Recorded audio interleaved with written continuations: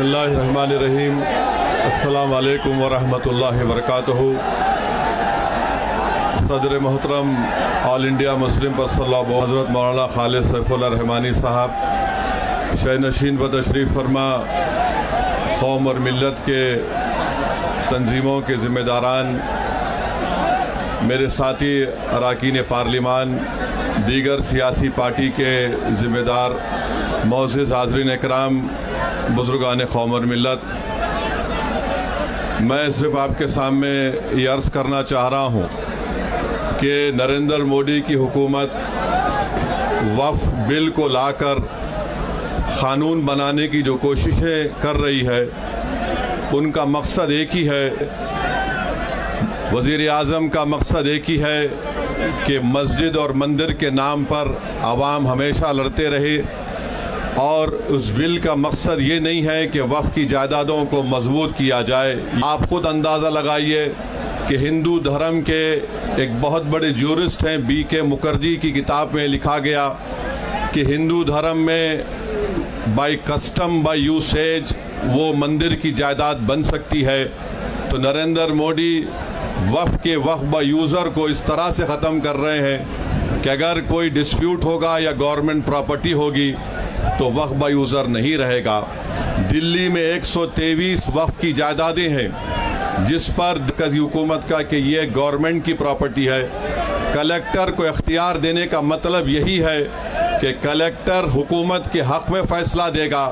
जिस मस्जिद के इमाम हमारे भाई मरकज़ी हुकूमत कहती है कि वो गवर्नमेंट की प्रॉपर्टी है, अगर कल खुदा ना खास्ता ये क़ानून बनेगा तो कोई भी जाकर मरकज़ी हुकूमत की तरफ से, दिल्ली सरकार की तरफ से वहाँ पर एक नोटिस लगा देगा कि ये वक्फ़ की प्रॉपर्टी। हिबा को निकाल रहे हैं, ट्रांसफ़र ऑफ प्रॉपर्टी में हिबा है, मगर कोई गिफ्ट नहीं कर सकता वक्फ़ की जायदाद को। नरेंद्र मोदी आजकल भारत के हमारे फजीलतुल शेख बने हुए हैं और ये बता रहे हैं कि अगर कोई मुसलमान होता है तो उसको 5 साल तक वो वक्फ़ को नहीं दे सकता है। ये कहाँ से इनको मालूम हुआ? कौन से फ़िक़्ह ये की किताब में लिखा गया? तो इनका मकसद एक ही है कि भारत के मुसलमानों से उनकी सियासी और मजहबी शनाख्त को छीन लिया जाए। और हम कॉशन कर रहे हैं चंद्रबाबू नायडू को, हमारे पासवान साहब को और नीतीश कुमार को, याद रखिए दुनिया जब तक कायम रहेगी, अगर आप इस वक्त नाजुक वक्त में इस बिल की तायीद करेंगे तो आपको मुसलमान कभी नहीं माफ करेगा, क्योंकि आपकी तायीद की वजह से ये बिल कानून बनेगा। इसलिए हम उनसे भी कह रहे हैं कि आप इस गैर अनकॉन्स्टिट्यूशनल बिल की तायीद मत करिए। हमारा मुतालबा सिर्फ यही है, अगर हिंदू धर्म की प्रॉपर्टीज में, मंदिरों में, सिखों के गुरुद्वारा में कोई गैर सिख या गैर हिंदू मेंबर नहीं बन सकता तो मुसलमान के इस वक्त में क्यों बन सकता है? तो ये तमाम चीजें हैं।